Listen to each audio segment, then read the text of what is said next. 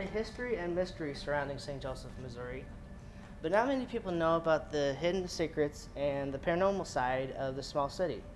We are St. Joseph Specters, and we want to take you on a journey to discover what lies beneath the surface of this town. Is it all talk, or is it a haunted heartland? Our research on the subject led us to the Glore Psychiatric Museum and the Wyeth Tootle Mansion, two local landmarks with a history of paranormal activity. Now, once there, we interviewed members of the museum staff who were more than willing to share their ghostly encounters. My name is Sarah Elder. I am Curator of Collections here at the St. Joseph Museums Incorporated.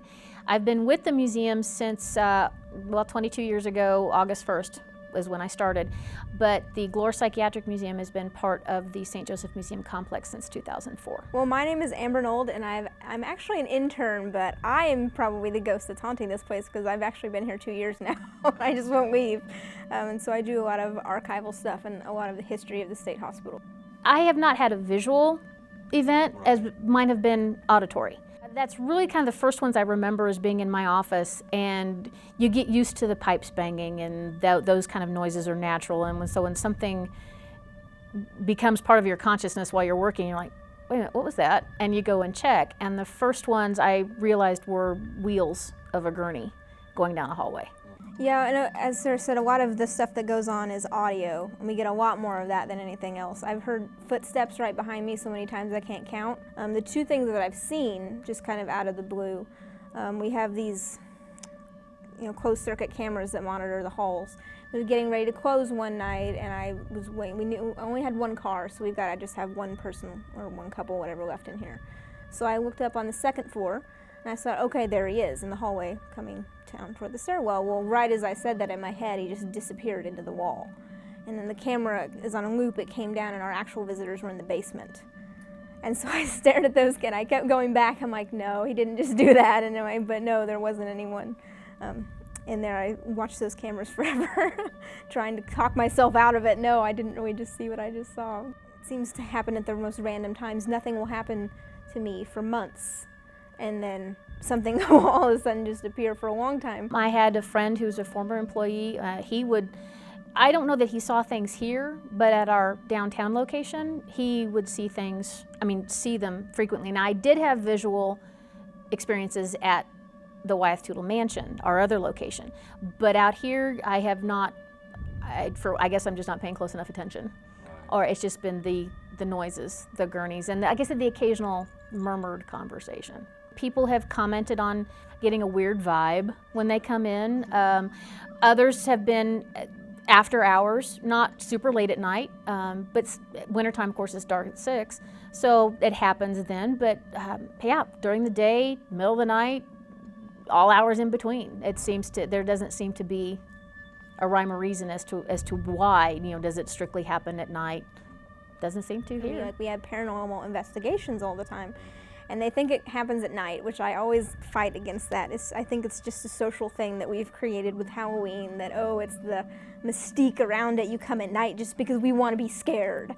And that's why, because something's going to pop out of nowhere and scare you. People have reported of either seeing a gentleman running through the basement or just hearing the voice saying, "Get out." That's been reported a couple of times, yeah. I looked up kind of at the corner of my eye. There's a nurse. Nurses used to wear these very crisp white dresses, short dresses with little white shoes and little white caps. And I thought, oh yeah, there she is. She kind of had poofy, curly, light brown hair, and I didn't think anything of it. And I looked back down, and then I realized what I'd seen, and I looked up, and she was gone. And I, Kathy, did you just see that woman in white? Just that nurse? And she said, no, I did not just see anyone standing there. It's one of those things I've never felt afraid or threatened or anything like that. Sometimes people get so excited when they come. It's like the first thing, and they're like doing this because they're so excited to ask you the question, is it haunted? And then some people are like so afraid. We once had a girl leave because she'd gone down the basement where our morgue is. She'd got herself so worked up over the fact that it could be haunted that she had a panic attack and had to leave. The question comes up a lot, is it haunted? And I just answer yes. And they're like, really, what's happened? And I tell them some of the stories, my experiences, other staff members, what other visitors have told us, and they can make up their mind based on what they know, what they believe. It doesn't matter to me. People will believe what they want to believe, and I'm fine with that. I happen to believe in the paranormal. There are more things on heaven and earth than we can really understand. We had a lot of people here. At our height, we had just under 3,000. So throughout our history, we've had thousands and thousands of people here. We've had lots of people die. We have a cemetery on the grounds with between 2,000 and 3,000 graves. So we've had, a lot of people coming in and living lives here. At one point, it wasn't uncommon for people to be here 40 years. And so it's not surprising that your spirit might be attached to this place after having spent 40 years here and then died. I don't know. I'm not an expert on, I don't know what they are. I don't know what they could possibly be. I don't know if they are spirits of people who have died in the building, or if they're, this, that, any of these crazy theories that have come up. I just know there are things that happen that I can't explain, and I've always kind of held that theory that one day I may know, but maybe not. Something goes on here that's not quite right. Indians, with the reincarnation and the wheel of life, who really knows what happens afterwards? Maybe we do get a second chance to go back and do things right the way we didn't. I don't know. Hopefully won't find out for quite a while, but or quite a long while.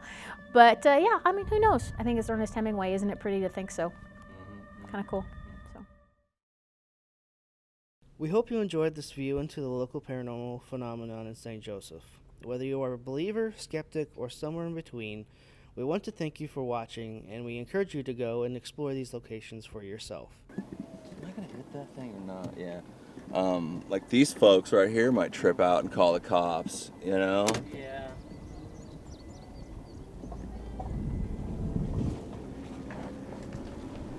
I was going to say, if there's already people back there that are kind of weird, then I wouldn't risk it. Like some hills have eyes type of shit. It's back there, apparently.